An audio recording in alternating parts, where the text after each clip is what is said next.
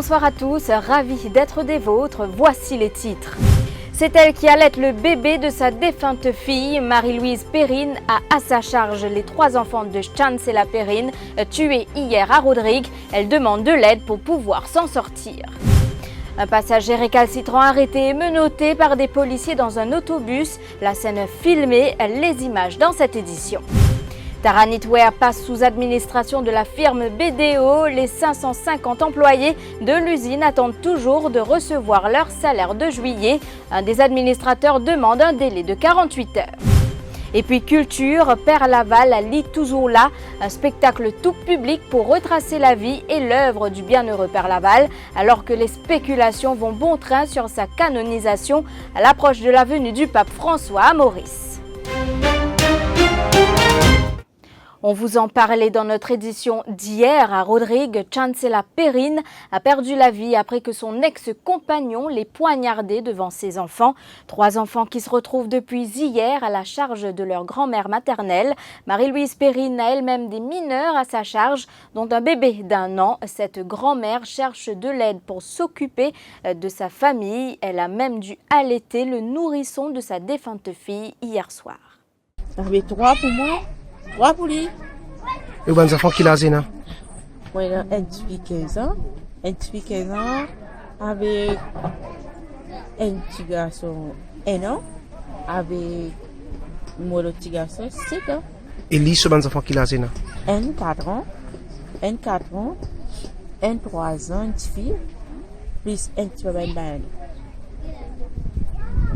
Et je t'ai à l'école, tout ça? C'est l'autre là, l'école maternelle. Dernière année maternelle. Cette fille-là, l'année prochaine, par maternelle. Tu vas savoir dans l'école. Hier soir, première nuit, ligne passée sans son maman. Comment ça s'est passé? Oui, hier soir, ligne passée sans son maman, elle a bien souffert, elle a bien pleuré hier soir. Tous les 3 ans, elle a bien pleuré. On souffert beaucoup, moi aussi. Parce que mon bisait pas dit. Si mon père n'a moyen pour me dire, je ne peux pas connaître mon frère. Si du monde pas aide moi, je ne peux pas connaître. La vidéo du suspect est en circulation dans l'île. Et à Maurice, cette vidéo qui fait le buzz sur les réseaux sociaux, un passager récalcitrant arrêté par des policiers. La scène qui se déroule dans un autobus en route pour Baie du Cap a été filmée par un autre passager. On y voit l'homme en question se disputer avec un policier en civil. Le ton monte vite entre les 2 hommes, ce qui pousse le policier à demander au chauffeur de s'arrêter devant le poste de police de la Golette. Par la suite, les renforts arrivent dans le bus pour menotter le passager et l'emmener au poste de police. Voyez les images. Mais pourquoi quand bouffon? Quand bouffon? Mon téléphone jaune, la cornade. Mon paquet de la cornade. Mon paquet de la cornade. C'est un mobile de minute, tu peux dire la mila. T'as un mobile de dollar. T'as un mobile de dollar. Ouais. Quand bouffon, moi, qui dit ça? Hein?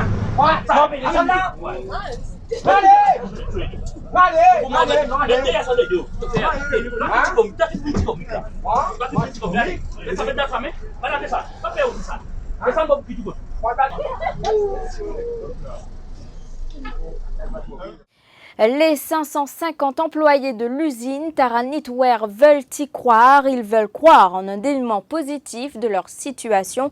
Ils n'ont pas reçu de salaire pour le mois de juillet. Et depuis, c'est le flou total quant à leur futur au sein de cette usine. Tara Knitwear, qui a par ailleurs été placée sous administration de la firme BDO depuis cet après-midi. La compagnie s'est retrouvée en difficulté après la fermeture de l'usine Tex Services Limited. Celle-ci avait pour habitude de distribuer ses commandes vers d'autres usines, dont Tara Knitwear. Christina Nilan.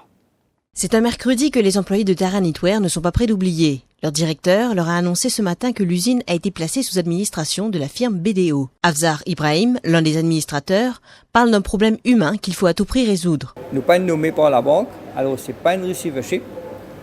Nous avons besoin un petit peu de temps pour comprendre la situation. Pour tout cas, faire une évaluation de ce qui est en termes de stock, en termes de commandes, et aussi ban créancier, parce qu'il y a une administration, nous avons différents étapes, différentes échéances qui prévoient dans le Insolvency Act. Dans ce travail-là, nous avons aussi guetté ce que la loi prévoit. Pour Farouk, l'un des employés le plus important demeure le salaire, mais cet aspect reste flou. Là, c'est ce qui est bizarre, c'est nous, la paye qui est bizarre. Après, nous, qui va payer. Ça qui est de peine à fond. Qui vous fait? Sarita, une autre employée, abonde dans le même sens. Ban kay salaire, nous payons la casse. Lola nous payons besoin de transport pour nous venir au travail. Ben, il y a une dépense comment vous avez triplé. Parce qu'ils nous déjà payent la casse pour nous survivre. Lola nous payons besoin de transport pour nous venir au travail. Quant à Faisal Ali Bigun, porte-parole syndical des travailleurs bangladais, il affirme que ces derniers craignent pour l'avenir de la compagnie. Le plus grand souci, c'est de gagner des mois la paye. Maintenant, je peux payer l'avenir de cette compagnie-là qui, après 43 ans d'existence, introduit dans une difficulté pareille, qu'ils ont un problème avec la direction et tout le temps, ils ont un salaire à temps. Et c'est la première fois qu'aujourd'hui, des mois salaires pour gagner. Les administrateurs ont laissé entendre que tout n'est pas perdu pour cette usine. Les employés devront cependant patienter 48 heures pour être fixés sur leur sort. Eux sont plus confiants pour ce qui est de leur avenir professionnel. Les représentants de la Medical Health Officers Association ont finalement pu rencontrer le ministre du Travail cet après-midi. Rencontre qui fait suite à la menace de grève lancée par les médecins généralistes. Ces derniers demandent au ministère de tutelle de ramener leur semaine de travail à 33 heures au lieu de 40 heures. Alors là, nous arrive à un point que nous pouvons seek legal advice depuis SLO et par la suite nous pouvons communiquer nous stand à l'association et ben là aussi je peux get un coup qui je peux faire par la suite, soit je peux continuer, soit je peux consulter cet avocat. Alors, nous ne sommes pas d'accord avec la position légale du ministère, parce que nous connaissons, c'est un peu le langage qui nous peut tendre au niveau de la commission conciliation, et comme quoi ça dispute, là, il n'y a pas de dispute devant conciliation, il y a une nouvelle dispute, etc. C'est ça qui nous tend des outils. Donc, c'est ça qui fait nous croire que le ministre est badly briefed by CCM. La suite après la pub.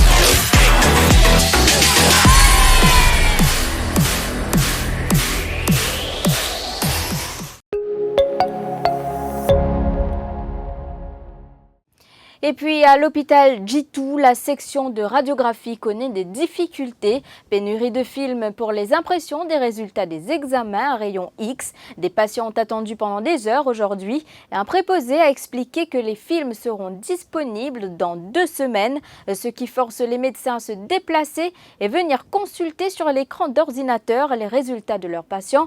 Une situation que déplorent patients et personnel médical. Nous n'avons pas été en mesure d'obtenir la version du ministère de la Santé. Joie, accolade et émotion au rendez-vous à l'aéroport Seussiou Sagaram Goulam. C'est vers 14h30 hier que le premier vol de la Saudia Airlines en provenance de Jeddah a atterri à Maurice avec à son bord 120 passagers. Nombreux sont les familles qui étaient venues chercher leurs proches qui reviennent du Hajj. Un reportage signé Mima Oumir. Les premiers pèlerins ont regagné leur pays natal après un mois d'absence. Certains étaient en larmes après avoir retrouvé leur famille. Ils ont relaté leur expérience pendant ces 4 semaines en Arabie Saoudite. C'était bien organisé et surtout, everything was catered for, manger, transport et l'organisateur, car c'est bien organisé. Nous prenons la complète. Mais bien happy, alhamdoulilah, tout bien passé. Tout bien passé, un peu de fatigue. Nous réussissons à aller, nous réussissons à venir. Tout bon Haji, espérons et encore pour retourner, tout retourner bien. On a vécu une grande expérience. Ça va être capable d'expliquer ce qui passe dans les mêmes connaît. Je me sens bien heureux. Je me sens fini depuis là-bas. Tout une personne l'autre. Nous n'avons aucune difficulté. On a beaucoup d'expérience où on vit faire encore quelque chose. Hassan Maula est âgé de 80 ans. Il était à sa 3e visite sur la Terre Sainte. Il estime qu'il y a eu beaucoup de changements durant les 25 dernières années. Ça, l'année-là, c'est un Hajj spécial. Il y a un événement qui finit arrivé après au moins 25 ans. Oui, et ça, c'est une faveur d'Allah qui finit de bonne Hajj, ça, l'année-là. Tout les organisateurs finissent bien travail, chacun fait ce travail très bien. Outre les pèlerins, les familles étaient aussi aux anges après avoir retrouvé leurs proches après un mois d'absence. Moi, personnellement, mon feeling, mon strat touché comme on tombe depuis après moi. Parce que quand je suis allé chaque idée, au moins, je suis ici. Je vais exprimer moi-même ça contentement qu'il y a dans moi. Ah, nous bien content que tout passe bien. Je retourne bien. Voilà, ça. Nous trouvons une visite. Et pendant 4 semaines, ma belle-maman partit là. Pendant son absence, c'était difficile, mais heureusement qu'il y a une bonne communication. Même quand il y a Mina avec M. Dalifa, c'est bien difficile pour lui là-bas, même si il y a la pluie. D'autres pèlerins sont attendus sur le prochain vol en provenance d'Arabie Saoudite. Parlons spectacle à présent. Dans 4 jours démarre le spectacle théâtral sur la vie du père Jacques-Désiré Laval dans le sillage de la visite du pape François Maurice. Ce jeune homme que vous voyez à l'écran, c'est Benoît Fézérias. Il va incarner le rôle du bienheureux Jacques-Désiré Laval. Rastempest joue le rôle d'Émilien Pierre, ami du père Laval.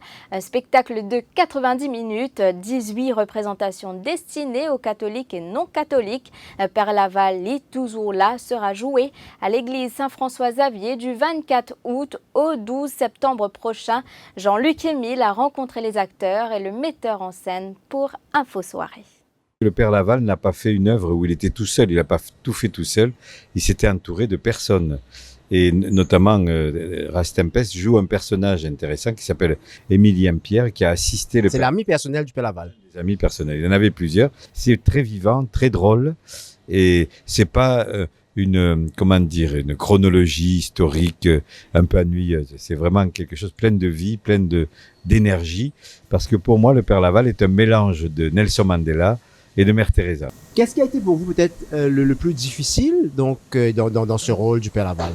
Au-delà du texte qui est assez conséquent, c'est justement incarner quelqu'un que je ne connaissais absolument pas. J'avoue que je ne savais pas trop, je connaissais de nom, mais je ne connaissais pas son histoire, donc il a fallu se plonger un petit peu dans son passé, dans son histoire. J'ai lu un peu des écrits pour essayer de coller au maximum à ce qu'on nous rapporte du père Laval. Et c'est ça qui a été, je pense, le plus compliqué, parce que ça laisse un tout petit peu moins de liberté au départ, même si on l'apprend après, ça laisse un tout petit peu moins de liberté au départ, puisqu'on doit vraiment s'imprégner du rôle avant même de pouvoir commencer à travailler. Un peu plus, même on commence le 24 août et on termine le 14 septembre au soir. On a une petite pause la première semaine de septembre, mais on joue quasiment du mercredi au dimanche tous les jours. On a 18 représentations en tout, donc ce qui fait une belle exploitation et beaucoup d'occasions de venir le voir. Moi-même, première fois, je suis santé, quand je pour raconter à Laval, nous misère. L'état mon jeune Pierre Laval, comment dire, moi je peux tourner en rond, je peux danser, comment dire, une bourri. Et là, je raconte Pierre Laval, dans une santé, comment dire, moi, montrer qu'il s'égate tout le temps, comment dire, et véhicule nos souffrances, nos misères, dans cette époque-là. Et là, il dit, moi, je suis tellement dans la peine, qui m'en vient dégaine. Tous les soirs, mon bois rhum, tous les soirs, mon bois brandy.